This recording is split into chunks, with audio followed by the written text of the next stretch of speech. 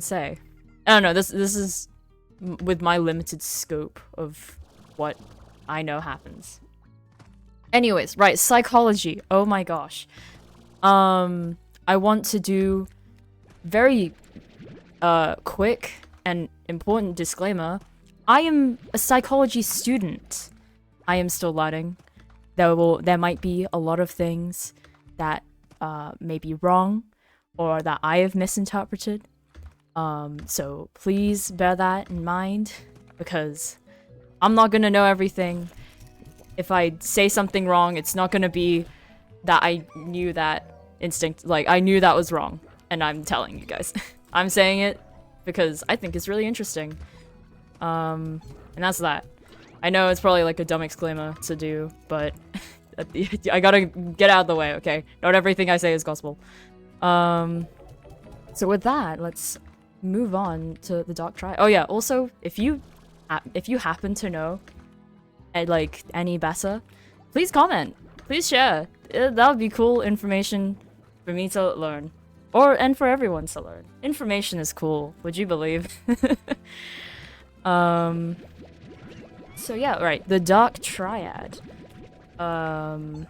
So this is a part of personality. So obviously there's going to be different types of psychologists out there. Educational, neuroscientists. Obviously you have your therapists, is what most people probably picture. People who do psychology, they all go on to do therapy. They're not true, but you know, what are you gonna do? Not everyone's gonna know the ins and out of everything. So there are some psychologists that have specialized in personality, and the Dark Triad does not try to describe all of personality. Unlike the Big Five or the Hexaco, which kind of condenses personality into 5 or 6 traits, depending on which one you subscribe to. But we're not talking about that. And if you want me to talk a little bit about that, let me know, I guess. There's a lot of communication in lasagna videos. So yeah, so the Dark Triad aims to explain or explore a part of personality, the darker side. Would you believe the Dark Triad? Or have you guys eaten? Have you guys pooped? I guess not. Either way, tries to explain certain like traits, or I don't know if these are diagnoses, but it's very much like it explores and explains narcissism, Machiavellianism, and psychopathy. And I will go through what those are. So narcissism, not narcissists. A lot of people probably know this. I remember it was quite popular at some point. Just like saying, oh, my ex was a narcissist. And to be fair, people are able to pick up on narcissism much better than Machiavellianism or psychopathy. I forgot what the data pointed. I literally have my notes up, so that I'm not like pulling this entirely from memory. Oh, there you go. Others accurately detect narcissism, but underestimate Machiavellianism and psychopathy in, like, this is in, like, sort of, like, relationships. So technically it's not only romantic relationships. But they are able to detect that much better than, like, psychopaths. So yeah, so it is... narcissism is characterized by grandiosity, dominance, entitlement, and egotism. So they might, oh, how would you describe it? They would agree with a statement such as, if I ruled the world, it would be a much better place. So they think very highly of themselves and such. And they will try to step on others to get ahead in life. So they got office politics. They got one aspect of office politics probably well. And so we'll move on to Machiavellianism, which is characterized by manipulativeness, cynicism, which is sort of distrust in others, where like you think humans are inherently selfish, and so they'll act on that selfishness, which is not true, by the way. In developmental psychology, there is quite a few studies where they have like little kids, like very young kids, I'd like to think, like interact with each other and see if they'll help each other, and they do. They communicate, they help each other. It's great. And depending on who you are, it could be really cute seeing them lift a plank of wood together. I don't know. Damn, there's a lot of carrots. Oh, is that I don't know why. I thought this was a sign. Okay, my bad. Jesus. Okay, okay. Sorry, I'll leave you alone. Okay, there's a lot of you, I see. Where was I? What was I talking about? Before I just get abused. Before I got abused. My English is so good. Yeah, so it's not inherent in humans to be selfish. Very little kids will work together to achieve a goal together. I remember seeing videos about a study that did this. Can I remember it off the top of my head? Absolutely not. But it's there if you want to look for it. Machiavellianism is also characterized by pragmatic morality. So they like all of these different traits, I guess, have like a statement that they'd probably agree with. And for Machiavellianism, it's never tell anyone the real reason you did something, unless it's useful to do so. So they are, in fact, very careful with, like, their actions and what they... Jeez, okay, hi. And... what is it? And if what they do benefits them. So...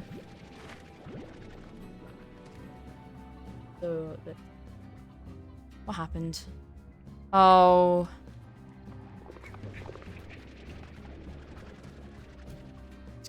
No, okay. Oh, I have water! I'm dumb! Hello. I can't believe I have to clean up for these guys. Nope, still there. Still, no. It's music. No, there's still... Don't tell me I threw it to the water slimes and... No, okay. Also, my favorite slimes. They're so cute. If any of them would look at me. Look at them! Ah! Okay. You know what? I'm sorry, buddy. He was hungry as well, oh gosh.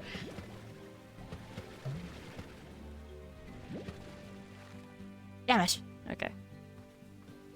I've gotten so distracted so quickly. I'm so sorry, guys. They're so cute. They're so adorable. They're just chilling in the water. Who couldn't love these guys? Okay. I'm a professional. I'm very clearly not, but oh well. How? How? Why do I even bother, man? They're all dead. Oh wow, I didn't expect that to hit him.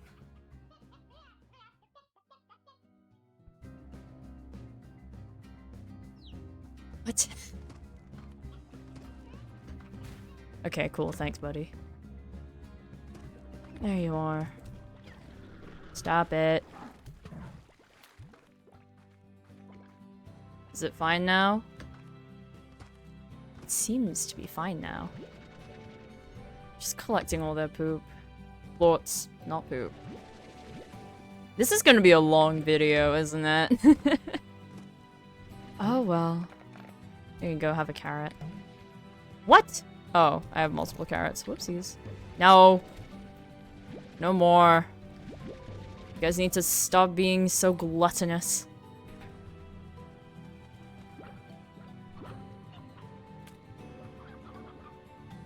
You tried real hard. I've already lost my train of thought so quick. If you're using this video for revision, I'm so sorry. Feel free to put timestamps to make your lives easier. Right, so Machiavellianism. So, as the statement had sort of described, any action that puts them ahead is good, and any action that doesn't is bad, and so they won't do that. And that is not limiting. Yeah, there you go. So they will commit crimes to achieve power. If it benefits them, it gives them power. And assumes that other people are probably doing that. And since white-collar crime exists, I don't know. And finally, we move on to the third of the dark triad, which is psychopathy. Or psychopathy. Or words that I can pronounce well. And that is characterized by impulsivity, thrill-seeking, and a lack of empathy or anxiety. And their statement is, it's sometimes fun to see how far you can push someone before they catch on. Did I hear a cat? Oh, they're over there. God damn it, I don't have any chicken! There's no chickens! Well, we can enjoy it from afar.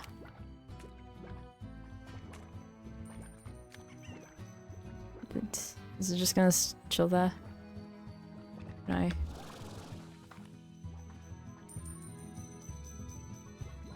can't tell.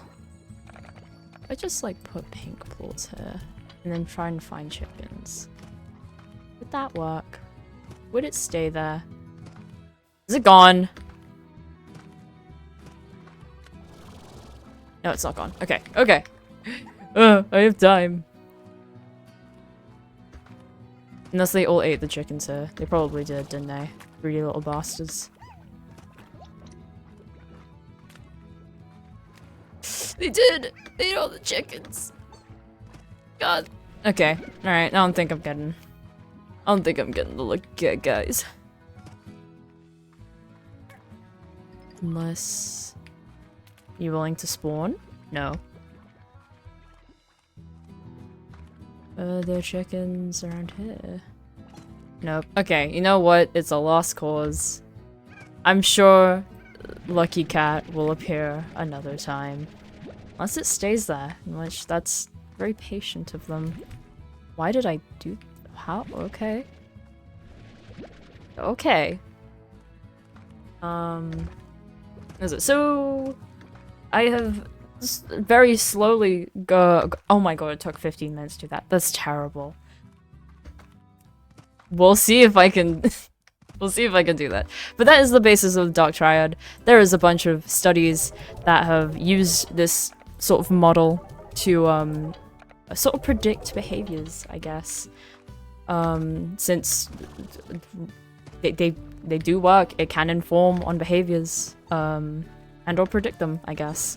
Or like, you're more likely to do this if you have like traits of a psychopath or something. So, the evolutionary aspect of the Dark Triad has an evolutionary aspect. Whoa! Because these traits sort of like, was it? Some parts of them are shared by genetics and not shared, are explained by genetics, and some are explained by environments. And would you believe they did a bunch of twin studies to find this out? So narcissism is like almost 50-50 of being explained by genetics and, well, 59% genetics and 41% non-shared environment, where I think the twins don't have the same environmental influences growing up, if I'm right on that. So that's narcissism. And then for psychopathy, it's 64% genetics and then 32% non-shared environment. And then Machiavellianism changes the 50-50 and is instead explained sort of by three things, which is genetics, shared environment, and non-shared environment. Do I know what that means in particular? Not entirely. I'm not gonna lie. I should brush up on my knowledge on that. But there is definitely a genetic component to all of these traits. So that's... And so you would think, how, like, if these are genetic, these traits, like, have come from our ancestors and stuff, and you're right. Or at least that's what we think. When we think about evolution, theory, obviously we weren't there to look and observe the Homo sapiens, if I'm not wrong. I could be wrong. But we weren't there to observe them, so we don't actually know. But based on whatever evolutionary psychologists do, which might be a lot of hypotheses and such. Let's see. So they have found that there were some benefits to survival in having like the dark triad of like personality or trait. I'm just gonna call them traits. They're probably not traits, if I'm being honest, but I don't know exactly what to call them because I'm thinking off the top of my head, and I don't do well thinking off the top of my head a lot. But yeah. So there are definitely some benefits for survival, such as the manipulativeness of Machiavellianism, or maybe even Narcissism, allows them to attract and steal more mates so that, you know, their genes live on. And as long as they're not found out in their traits, their traits have persisted to the modern day. So that's the evolution aspect. I was very brief, but again, I don't know very much. And so let's move on to Narcissism. And maybe let's go test if Linguini's PC can handle Moss Blanket. I probably can, and my laptop's probably just really shitty. So, for Narcissism, there are... I describe it as 2 flavors of Narcissism. I don't know why I said it like that, but we'll go with it. So, narcissists, there you go. They can be high on either adaptiveness, which is being very assertive and confident and having high self-esteem, or they can be maladaptive, which is they don't really have this very strong emphasis on like low community. Why am I picking up stuff? I'm going to the fucking Moss Blanket. Should probably go fast before they spawn. Oh, yeah, I think. Yeah, they like fruit there. I find honey. So, oh yeah, so narcissists can also be high on maladaptiveness, which, like I said, low community, and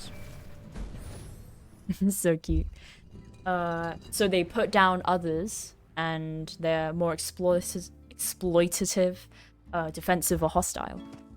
And so there is actually there's a graph that kind of explains the different pathways. I mean,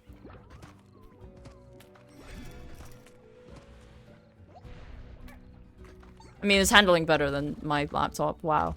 And it's real pretty. Let's see. Alright, so there is a model. There's like a infograph. Is it an infograph? I don't know.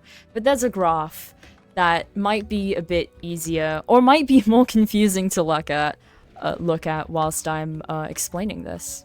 And so this is called would you believe the NARC model, which is short for Narcissistic and Rivalry Concept Model. So if you want to look that up, maybe I'll like flash a basic one on screen right now. I don't know. I don't really plan to edit a lot because I don't know how much people enjoy the I don't know if people want to just look at slimes whilst I'm yapping about like random bullshit, or if they want like a. But realistically, you're not gonna get like very highly edited videos from me. Like no video essays from Lasagna. I'm doing work. I already have to write essays. Oh hey, night boards. I already write essays. I think I'm fine. Oh, when did I get this? What the heck? You eat meat. You eat meat. Okay. I don't have any booms.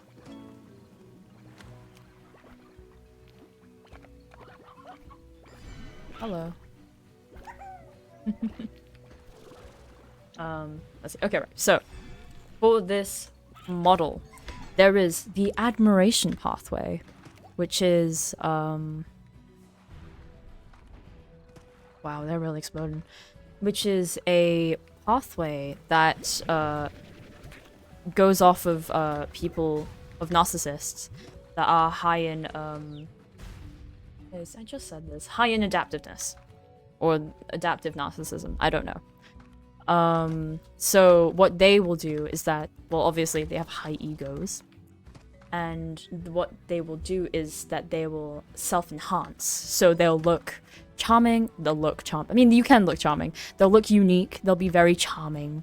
They'll, like, probably, maybe, like, tell you, like, very grandiose stories about themselves. I don't know. But they will do a lot of things to make them look good. And so this works to make people impressed. And therefore, give a boost to their ego. And then they'll just keep doing this stuff. And this works in the short term. As like to boost their ego to like be like, oh, I'm the best, clearly, or I don't know, I'm up there. I'm not a narcissist, would you believe? So I don't entirely know what they're thinking. But the whole point is to boost their ego, whereas the rivalry pathway from the maladaptive narcissism, or just maladaptiveness, they will go down the rivalry pathway, which is very much they put others down. So I love that my lecturer did this. She just put up like a very like a troll on a laptop as like a sign for as I believe internet trolls. I think that's kind of funny. Though it's probably a bit cringe. I don't know, some people thought it was a bit cringe, or some people were just confused, which is fair. Everyone's gonna think different things, obviously. And so what this pathway does is that when they see a threat to their ego, they will like be very defensive, very hostile, try to bring others down, like, oh, you did this, you don't have...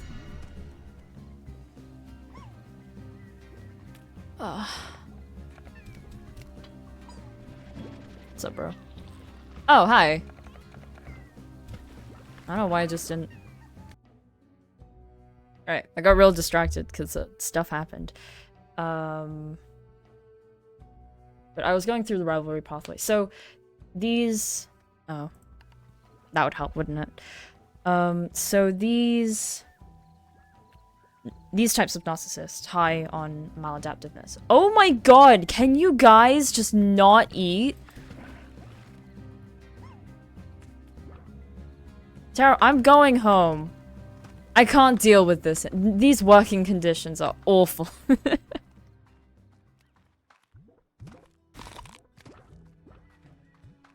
Oh. Okay. I'm sorry. I didn't mean it. Let me find the map. I know it's somewhere around here. That's not it, but it's good to know. Right, the rivalry pathway. Oh my gosh. If I'll frickin' remember to explain this. So, like I said, they're sort of like internet trolls. They'll be very defensive and they'll try to, they'll try to put others down to make themselves feel better. And that is able to self-perpetuate as it, well, to be fair, okay, right. Oh, there it is. Jesus. That took way too long for me to find. Right. Wow. Oh, bongo cat.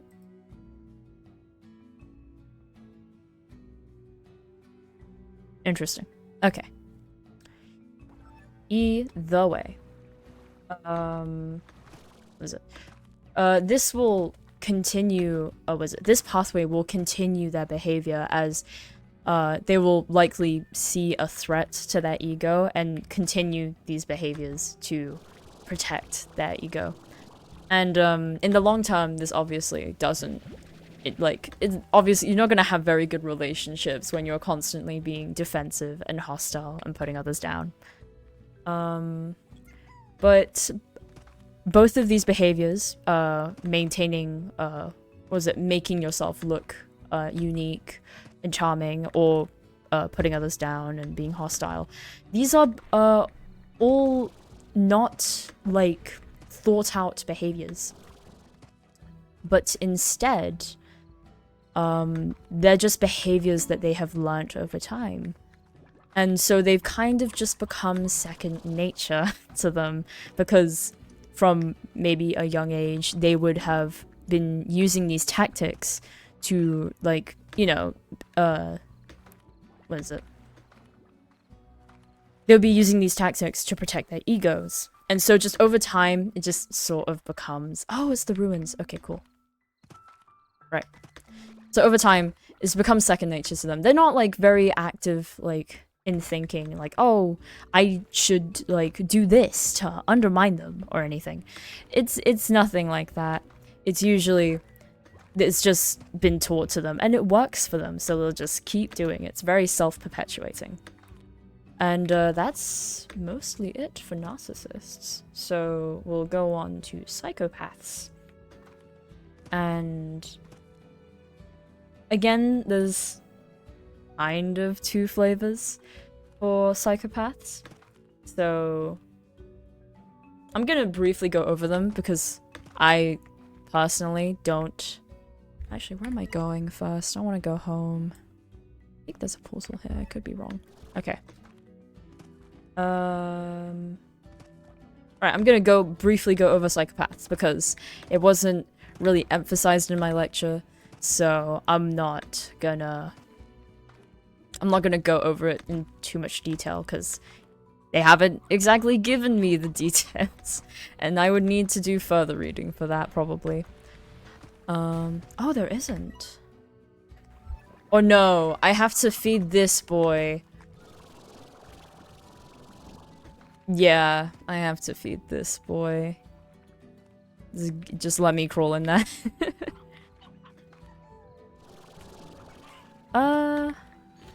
Okay. I gotta figure out a way home. It shouldn't be hard. Ow. Stop. Stop eating. Stop it. Go get some help. Where are they? Oh, it's... Is it in the main area? Of course it is. Of course it is. Jesus. Uh-huh. Is that it? That's surprising if that's it. That's surprising. I thought it would have been worse, because there's a lot of different slimes in this area, huh? Also, Yarn. Very cute. Okay. So, the two... Obviously, these overlap. Nothing is, like, binary in psychology, as far as I know and or remember. Because if everything was binary, why the heck are we studying? Oh no, I can't do this. Oh no, I have to find a way home. Oh no, I actually need to figure out. Damn it, there's one here. Okay, cool. I just didn't look. All the time. All the time. How would you guys have lived without me? You wouldn't. But to be fair, you spawned from the ground, so I don't think anything would have really happened without me. Oh well. Anyways. Right, so nothing is binary, nothing's fully binary or categorized. Because otherwise, we wouldn't be doing so much research about it. There is times in my lectures where there are two different schools of thought, and both are right in some aspects and wrong in some aspects, and that's just theory. I don't... What is it? I'm being very basic with my explanation because I don't know how much, Where?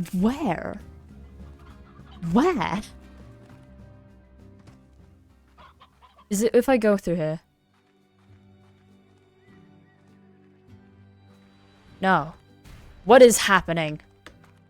God damn it. This is terrible.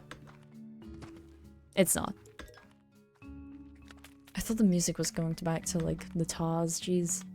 Okay, I'm home. You ate all of them. Piece of shit.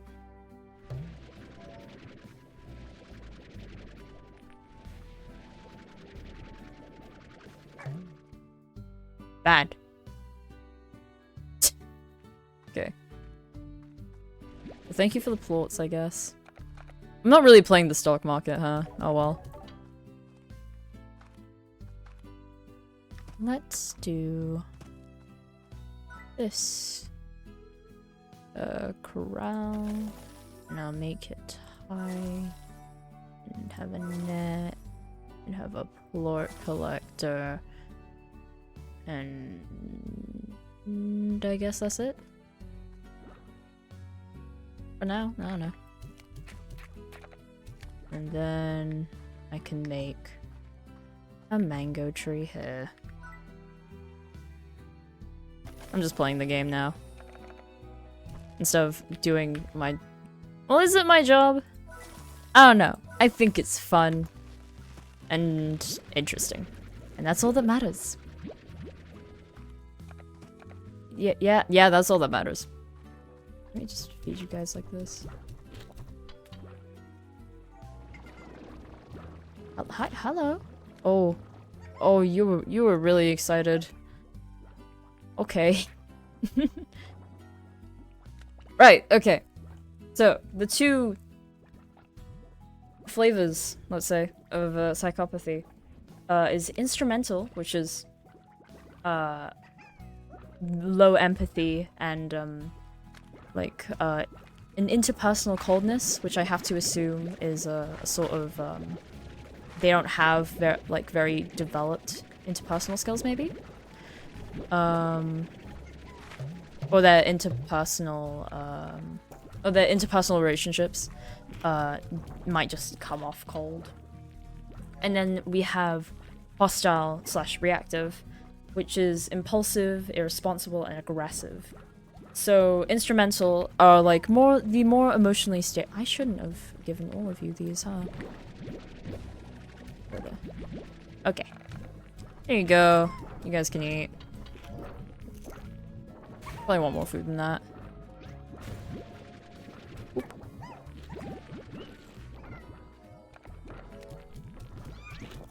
There you go. I neglect you guys too much, huh? One? Okay. Alright.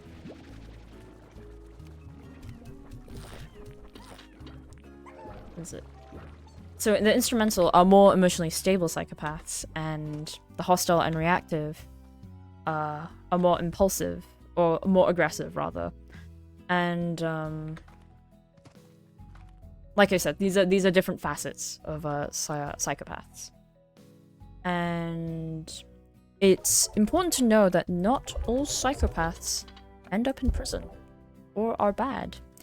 And maybe interesting book is called The Psychopath Inside by James Fallon.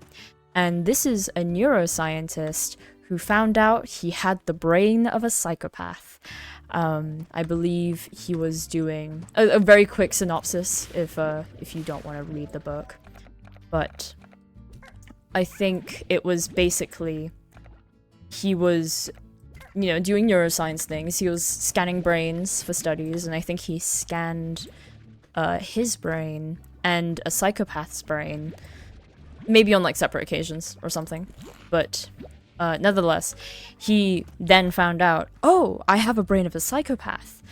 And like he goes into detail how like his, I believe, teachers like told him like, oh, there's some evilness around you. And apparently a trait with maybe these sort of instrumental psychopaths, or rather psychopaths with more instrumental facets, is that they will steal cars and then put them back where they were.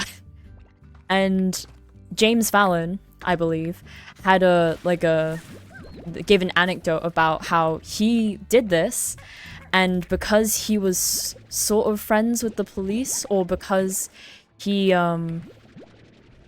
just like was not anxious in any way, just got away with it. And obviously he put the cars back, but it's crazy that it's like, oh, they just steal cars for fun and then put them back because that's the socially acceptable thing to do? I don't know. But I think that's a very interesting thing. And then a little funny thing is that my friend was slightly freaking out, being like, wait a minute, my dad did that. Oh no, is he a psychopath? So that's a little funny anecdote. So yeah, not all psychopaths are in prison, though if you are a psychopath, you probably will do a lot of delinquent behavior and serious crime. A lot of offenders like score quite high in psychopathy, so it goes to show. But not all of them are going to end up in prison, because James Fallon, he was a neuroscientist. He's written at least one book, and he does studies. So, yeah, it doesn't necessarily put you in a bad position, let's say. And yeah, that's kind of all I wanted to say. This video is long enough as it is. I can't lie. Hello. Wait, there's food? Alright, my bad. Go put mangoes in there for you, man.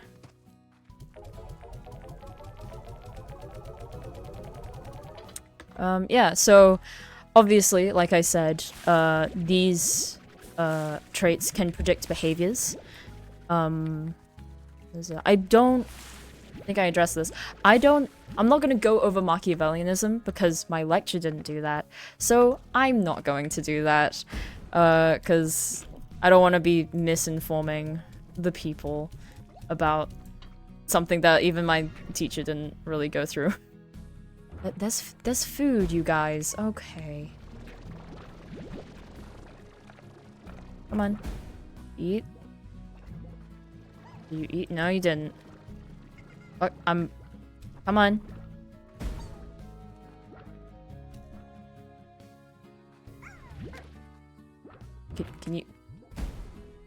Can you chill? There you go. God damn it. So hard to raise these. Right, I'm not going over Machiavellianism. That's that. And if you would like to know more, obviously the internet exists. So, and like I said, Dark Triad can inform or predict on behaviors, such as criminal offending, I guess aggression, and even sexual behavior, which is interesting. Also, it can also inform on workplace, or the workplace rather. And if you would want to hire narcissists or psychopaths, because, would you believe it, there are benefits as much as there are cons. Pros and cons. There are pros and cons. But yeah, that's all I wanted to say. Hopefully this wasn't too distracting of a video. We did something. I got these boys. They're very happy boys. Look at them. As long as I feed them. Which, to be fair, maybe I should get the feeder. Just give them a lot of mangoes.